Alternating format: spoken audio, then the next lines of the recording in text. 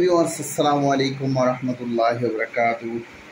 আজকে যে ব্লগটা করতে যাচ্ছি সেটা হলো বাসার ভিতরে। আমার যে বাসার ভিতরে মানুষ না থাকলে যে ছেলে মানুষের রান্না করাটা কত হার্ড, কত গভীরভাবে রান্না নিয়ে চিন্তা করতে হয়, এবং এটা ছেলে মানুষের জন্য ইজি বলা যায়, আবার কঠিনও বলা যায়।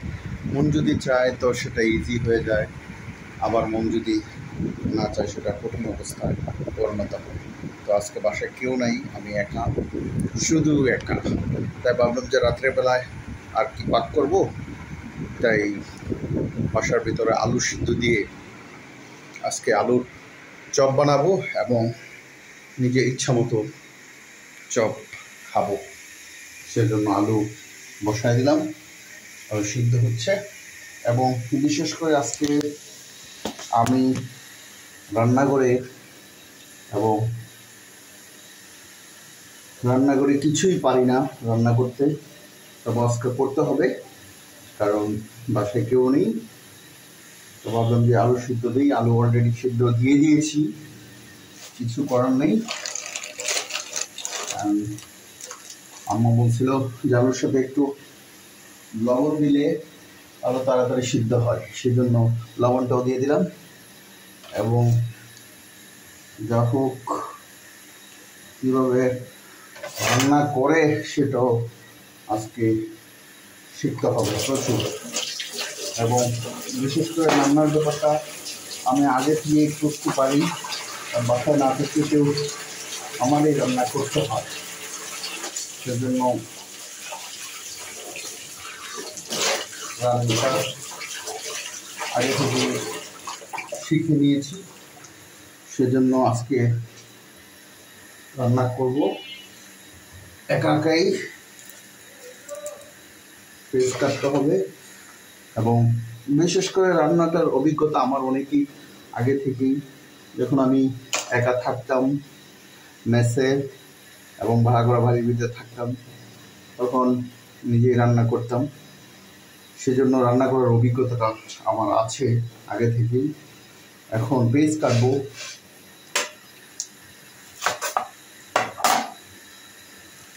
পচে গেছে।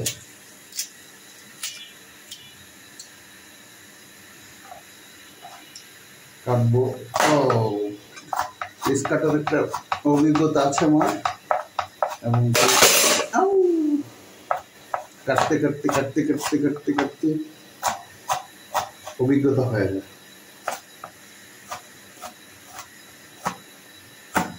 বাসায় কেউ নাই, আমি একাই আজকে সুন্দর একটা রেসিপি রান্না করবে। এবং আলুর দেব, আলু সিদ্ধ হচ্ছে এবং আলুটা সিদ্ধ হওয়ার পরে ডিম দিয়ে চপ করব। একটা বিশেষ কারণ কি, চপ তৈরি করাটা অনেক সহজ। এবং রোজার মাসে এবং রমজান মাসে যখন মানুষ চপ তৈরি করে, বিশেষ করে ওইটা অনেক টেস্ট। কিন্তু আমরা যারা আছি, বাসায় না থাকলে, কেউ না থাকলে চপ তৈরি করতে হয়, ছোটোখাটো অনেক জিনিসই তৈরি করতে হয় আমাদের। এবং বিশেষ করে এই কাজটাও অনেক সহজ হয়ে যায়। এবং আরও সুন্দর যখন মায়ের অভিজ্ঞতাগুলো আস্তে আস্তে মায়ের কাছ থেকে শেখা, এবং বড় ভাইয়ের কাছে শেখা, বোনের কাছ থেকে শেখা।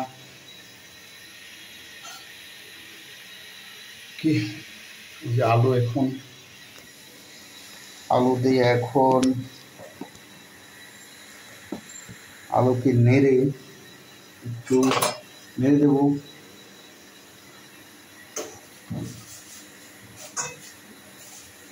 আলু তাড়াতাড়ি সিদ্ধ হয়ে যাবে। আলু সিদ্ধ হওয়ার সাথে সাথে এটাকে ছেঁচে কিংবা দু হাতে কষলিয়ে এটা সুন্দর করে একটা আলুর ভর্তায় পরিণত করবো, এবং ভর্তার পরে এটা এবং আলুর চপ পরিণত করবো। পেঁয়াজ কাটা হয়ে গেছে, বাকি মরিচ আছে, এবং বিশেষ করে আন্ডাও আছে। সে আন্ডা দিয়ে আলুর চপ তৈরি করব এবং সুস্বাদু আলুর চপ তৈরি হবে এবং রাত্রে এটা দিয়ে আজকে চালিয়ে দেব। সকালে অর্ডার দিয়ে বাড়ি থেকে নাস্তা আনবো, বাস দিনটা সারাদিন শেষ হয়ে যাবে। তো দেখতে থাকেন আমি কিভাবে চপ তৈরি করি।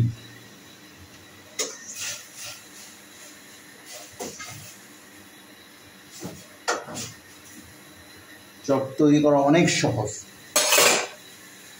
খাওয়াটাও অনেক সহজ, অনেক তাড়াতাড়ি আলুর চপ খাওয়া যায়।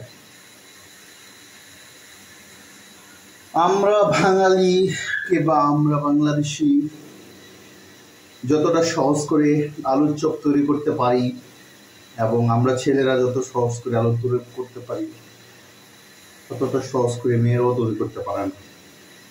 কেন পারে না? আমাদের আলুর চপগুলোর সাইজ অনেক সুন্দর হয়, এদিকে বেঁকে যায় ওইদিকে বেঁকে যায়, কিন্তু নিজে তৈরি করার সময় খুবই ভালো লাগে, আর মানুষ তৈরি করলে নাক ফুলায়।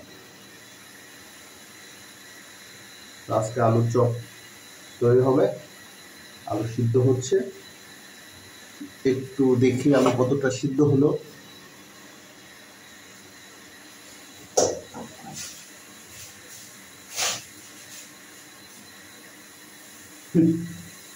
দিলাম আলু কেটে, তাড়াতাড়ি সিদ্ধ হয়ে যাবে। একটু পরে আবার আসতেছি, আলুটা সিদ্ধ হোক।